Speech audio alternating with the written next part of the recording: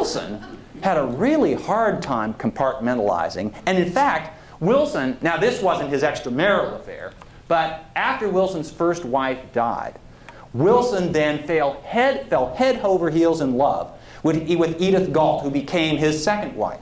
And in the middle of the Lusitania crisis of 1915, when America was on the verge of war, Wilson was spending part of his time dealing with the German ambassador and issuing ultimatums to the German government, but spending more of his time writing love notes to Edith.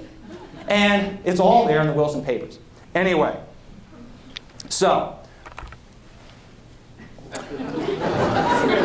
what? No, wait, so this was Anna Eleanor Roosevelt in the front seat, and I had to change my topic, and oh yes, how much time do I have left? I've got lots more to say. Oh gosh, okay, one last bit of advice. Oh, I know how I start on this. I was going to say, what would Franklin Roosevelt say to Barack Obama? Franklin Roosevelt is not here, so I'm here to say what Franklin Roosevelt would tell Barack Obama. But I got to tell you that the message is unclear. I'm channeling, but the message is a little bit fuzzy, and it could go either way. The landmark reform of Roosevelt's New Deal was Social Security. This is the most popular, and to judge by its political popularity and its ongoing support, the most successful program, political program, government program in American history. Nothing like it. It has grown, it has become a mainstay, a part of the American political, economic, social firmament. It has never been seriously challenged. You will remember that after the 2004 election, George W. Bush toyed with the idea of, he wouldn't even utter the word privatizing, but that's what he was thinking about, privatizing part of Social Security, and he got slapped down right away. Americans love Social Security. Okay, this was the great reform of Roosevelt's New Deal. Barack Obama campaigned for years on a pledge to reform the American health care system. I have a hunch that if Barack Obama is thinking about his place in history, he's thinking that the one thing he wants to be remembered for, let's assume that the economic situation works out, is reforming the health care system in the United States. And it will be to his administration what Social Security was to Roosevelt's administration. Now the question is, and the advice that Barack Obama wants to know is, the counsel he needs to hear is, does he go for it now or does he wait? Does he strike while the opportunity is here, or does he wait till the economy has settled down and then go for it then? Now, I have to tell you that this message that I'm getting from Franklin Roosevelt is not entirely clear. It's a little bit ambiguous. Because, on the one hand, Roosevelt understood that moments for changing the structure of the American political economy come very rarely in American history. The American political system has a genius, if you want to call it, maybe you want to call it an evil genius, for muddling through, for just going from the status quo and maybe wiggling a little bit at the margins, but not undertaking any serious major reform. The major reform opportunities only come in moments of crisis, when the status quo has been dealt such a blow that people are willing to reconsider things that they had accepted for a long time. And health care reform has been on the agenda of American politics since at least 1912. Theodore Roosevelt ran for president on the progressive ticket in 1912, and part of the progressive platform was national health insurance. Franklin Roosevelt initially included national health insurance with Social Security. But he decided to pull that out because he wasn't sure he could get it passed.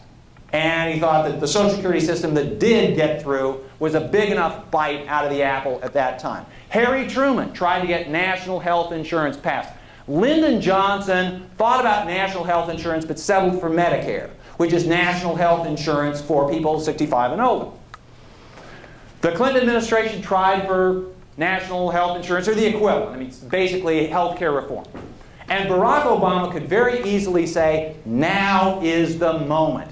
We can do it now because people realize some changes have to be made. And this would suggest, go for it now. Because the country is in, maybe it's in crisis, maybe it's in distress, but you've got this political mandate, your popular approval rating is sky high, Congress is willing to go along, the Republican opposition has been pushed to the side. If you're ever going to have a chance to do it, now's the time to do it. So part of Roosevelt's experience says, go for it now.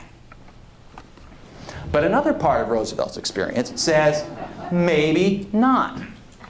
The legislation of the 100 days, this was Roosevelt's first 3 months in office, the 100 days has become the standard for measuring presidencies. And actually the 100 days became the 100 days only by accident. Roosevelt had no idea that this emergency session was going to last 100 days. He thought it was just going to last a week or two, when he'd get his bank legislation, maybe a farm bill passed, and then he'd send everybody home. But the Congress liked so much what Roosevelt was sending in, he said, well, boy, let's go for it now that we're here.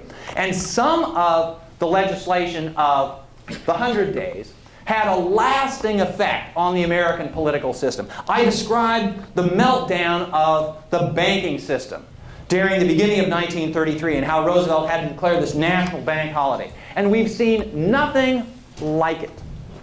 Yes, the financial system is in trouble, but the only people who've lost money on banks are bank shareholders. Depositors haven't lost any money. Why not?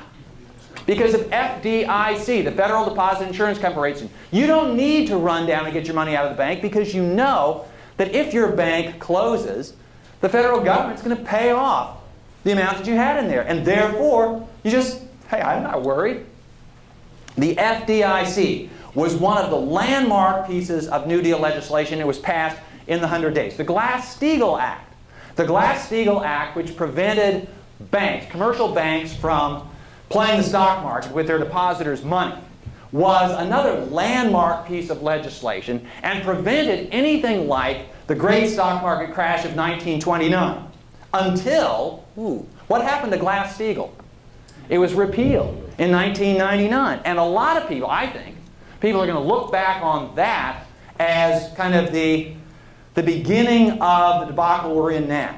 Because financial institutions find themselves so far out-leveraged that when people don't pay them back, then the whole thing starts to melt down. Okay, so Glass-Steagall, FDIC, a couple of other things were these big pieces of legislation that had a long-lasting impact. But much of the rest of the 100 days legislation, there were 15 major pieces of legislation.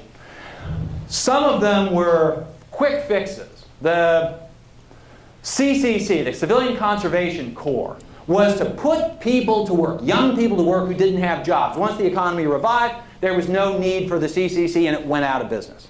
Some aspects of the 100 days reform package were simply ill-advised. The NRA, the National Recovery Administration, passed by the NIR, the National Industrial Recovery Act, called for a cartelization of America's industrial economy, with the government acting as the enforcer of these cartel arrangements. Roosevelt modeled this on the government's role during World War I, essentially commandeering the economy. And he thought this was the way of doing it. But this was very much as a consequence of what he had said in his inaugural address about treating this like a war, and therefore I need wartime powers. Well, the NRA was struck down by the Supreme Court in 1935. And Roosevelt took it amiss. But most people were kind of glad that the NRA was put out of its misery, because by then it seemed like a really bad idea. So some of the legislation of the 100 days was, well, I would say sound and lasting, and others was not so good.